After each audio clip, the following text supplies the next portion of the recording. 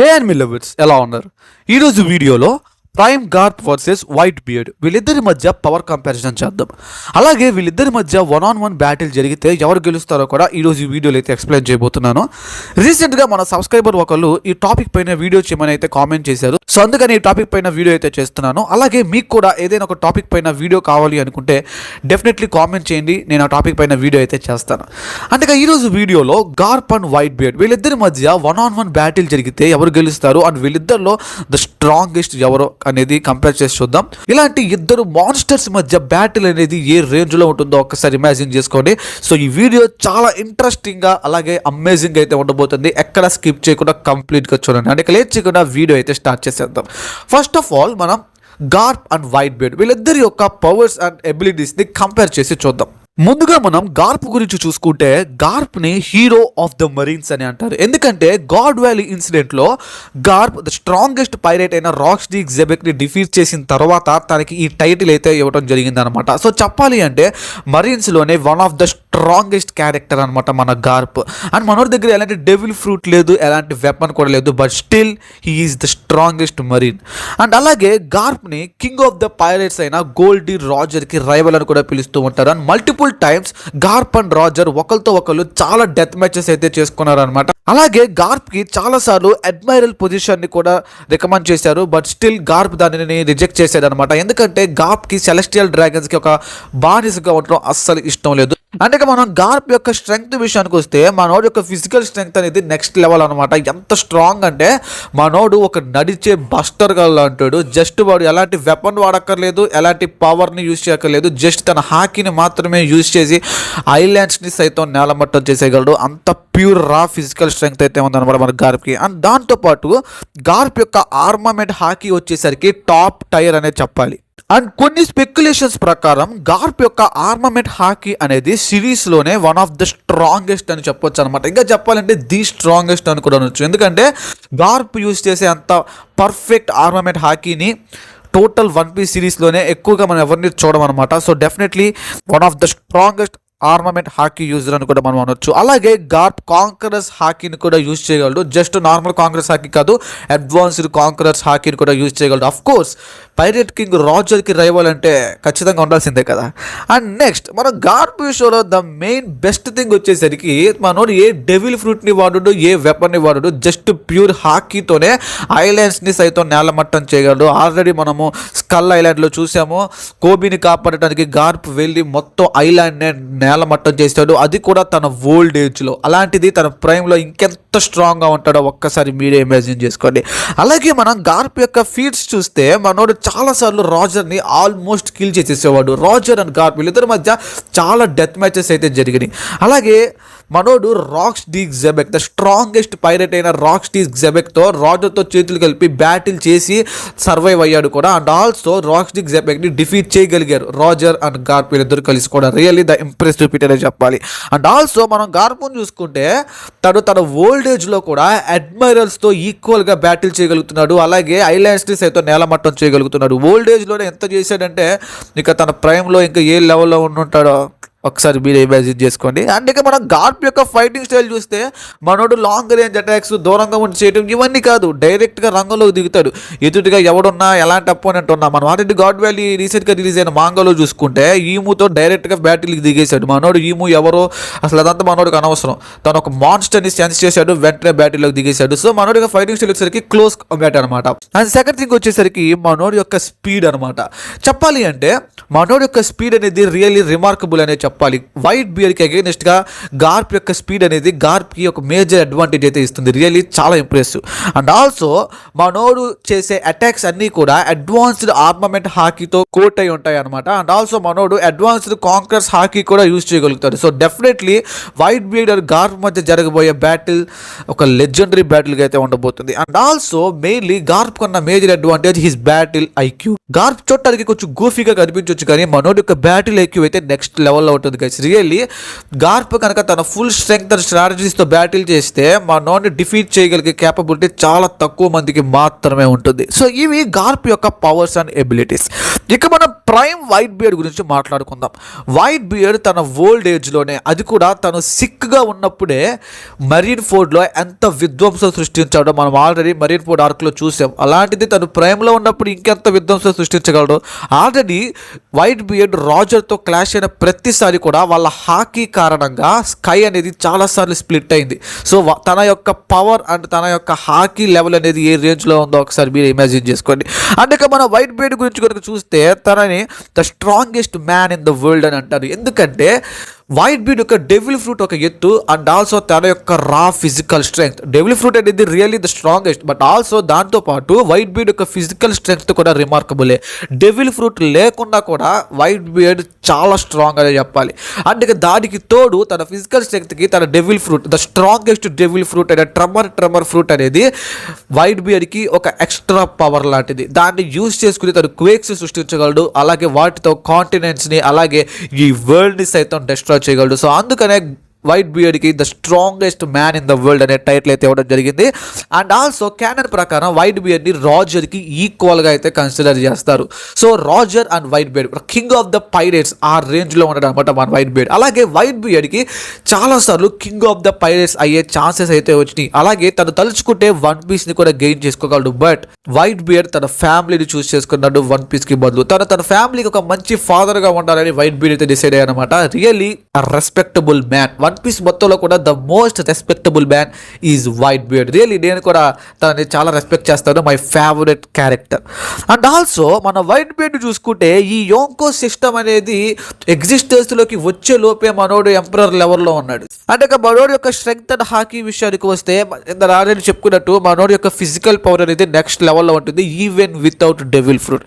And దానికి తోడు తన యొక్క కాంకరస్ హాకీ అలాగే తన యొక్క అడ్వాన్స్డ్ ఆర్మమెంట్ హాకీ ఇవి రెండు కలిస్తే అది ఇంకా పవర్ఫుల్గా అయితే మారుతుంది. తనకు కూడా అడ్వాన్స్డ్ ఆర్మమెంట్ హాకీ యూజ్ చేయగలడు, బట్ గార్ప్ యూజ్ చేస్తే పర్ఫెక్ట్గా అయితే కాదు. అండ్ వీటన్నిటికి తోడు ప్రైమ్ వైట్ బియర్డ్ దగ్గర ఉన్న major advantage is his devil fruit, the strongest paramecia devil fruit గురానోమి, ద ట్రమర్ ఫ్రూట్. దీన్ని యూజ్ చేసుకుని మనోడు క్వేక్స్ ని క్రియేట్ చేసి వరల్డ్ డిస్ట్రక్టివ్ ఫోర్స్ అయితే యూజ్ చేయగలుగుతారు అనమాట.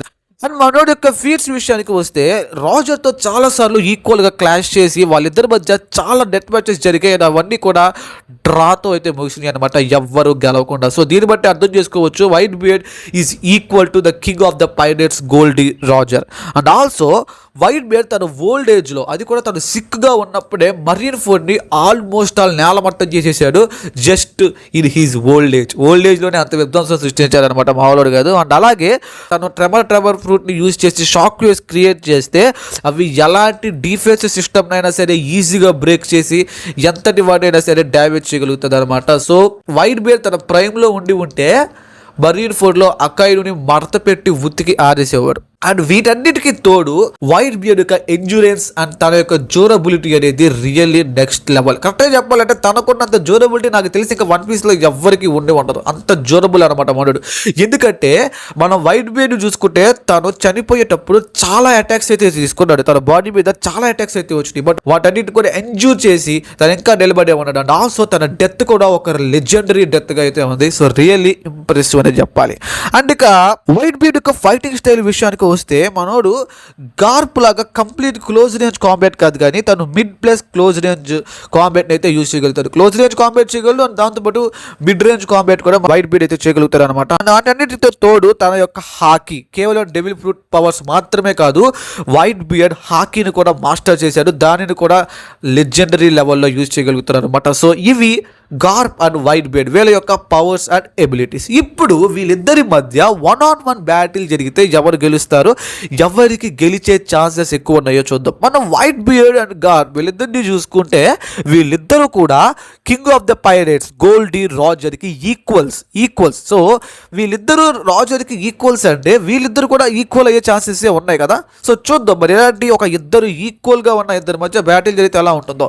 ఫస్ట్ వైట్ బియర్డ్ అండ్ గార్ప్ వీళ్ళిద్దరు వీళ్ళిద్దరి మధ్య కాంకరర్స్ హాకీ క్లాష్ అయితే జరుగుతుందన్నమాట.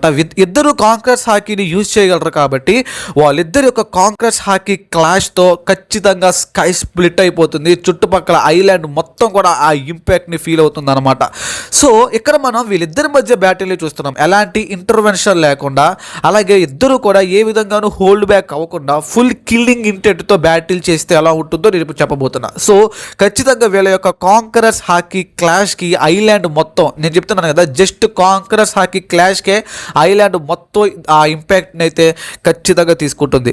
అండ్ ఆల్సో వీళ్ళిద్దరి మధ్య కాంకరర్స్ హాకీ క్లాష్ కంప్లీట్ అయిన వెంటనే గార్ప్ తన యొక్క హాకీని యూజ్ చేసుకుని వైట్ బియర్డ్ పైన అటాక్స్ అయితే చేస్తూ ఉంటాడు. వెంటనే వైట్ బియర్డ్ తన యొక్క ట్రమర్ ఫ్రూట్ని యూజ్ చేసుకుని క్వేక్స్ అయితే క్రియేట్ చేస్తూ ఉంటాడు అనమాట.